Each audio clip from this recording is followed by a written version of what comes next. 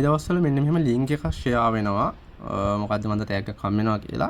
ගොඩාක් අය දන්නේ නැතුව මේ ලින්ක් එක ෂෙයා කරනවා. ෂෙයා කරනවා විතර නෙමෙයි මේගොල්ලෝ මේ ලින්ක් එකට ගිහිල්ලා ටැග් එකක් ගන්න ඕනේ ඉඳලා data එන්ටර් කරනවා. ඕගොල්ලන්ගේ data මේ වගේ ලින්ක් එකකට එන්ටර් කරාම වෙන්නේ third party කට්ටියකට ගන්න පුළුවන් ඔයාගේ details තේරෙම.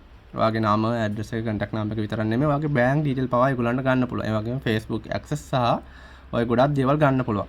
ඔයා Facebook එක හරහා ඇඩ්වර්ටයිස්මන්ට් එහෙම කරලා තියෙනවා නම් ඒක හරහා ඔයාගේ සම්පූර්ණ කෑෂ් පවා ඒගොල්ලන්ට ගන්න ක්‍රමවේදයක් තියෙනවා. ඒ වගේමයි ඔයා බැංක් ඩීටේල් යූස් කරලා තියෙනවා නම් ඒක උනත් මේ ලින්ක් එක හරහාම ගන්න පුළුවන්.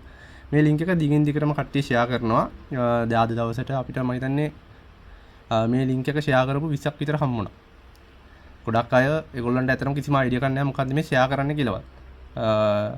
සමහර අය නම් ෆේක් account වලින් මේක කෙලින්ම ඩිලීට් අපිට එනවා. මේගොල්ලන්ට ඕනේ මේ ලින්ක් එක කොහොම හරි ක්ලික් කරව ගන්න. ඉතින් අපිට සාමාන්‍ය Facebook එකේ පවා මෙහෙම දවසට එනවා ලින්ක් 40ක් 50ක් ෂෙයා මේවට කියන්නේ ෆිෂින් කියලා. මේවා ස්කෑම් එකක් විදිහට වැටෙන්නේ. මේක හරියට අපි අර බිලි කොක්කට පණුවෙක් ගහලා දාලා ඉන්නවා මාළුව කනකම් බලන් ඉන්නවා වගේ සීන් එකක්. ඉතින් ගොඩක් අය මේ ලින්ක් ගැන දන්නේ නැහැ. ඉතින් කොහෙන් හරි එවන ඕනම ලින්ක් එකක් ක්ලික් කරනවා ටැග් එකක් කියූපැටි විශේෂයෙන්ම ඩග් ගාලා ගිහලා ක්ලික් කරනවා හම්බෙයි කියලා හිතාගෙන. හැබැයි මේවෙන් වෙන්නේ ඔයාගේ තියෙන සල්ලි තියෙන දේවල් පවා යන එක.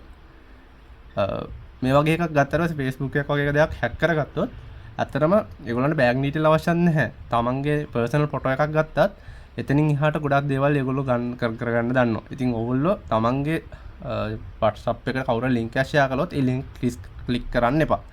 මොකද අපි සාමාන්‍යයෙන් නිදිමතේ වගේ ඉන්න වෙලාවට මේ දාන හැම එකම ක්ලික් කරනවා කිසිම නොටිෆිකේෂන් එකක් කියවන්නේ නැතුව. ඒක අපේ සාමාන්‍ය විදියන්නේ. එතකොට ඒගොල්ලෝ ඔය ලින්ක් ඔය හැකින් කට්ටිය දන්නවා ඒක ටයිම් බලලා තමයි ගොඩක් වෙලාවට මේ ලින්ක් දාන්නේ.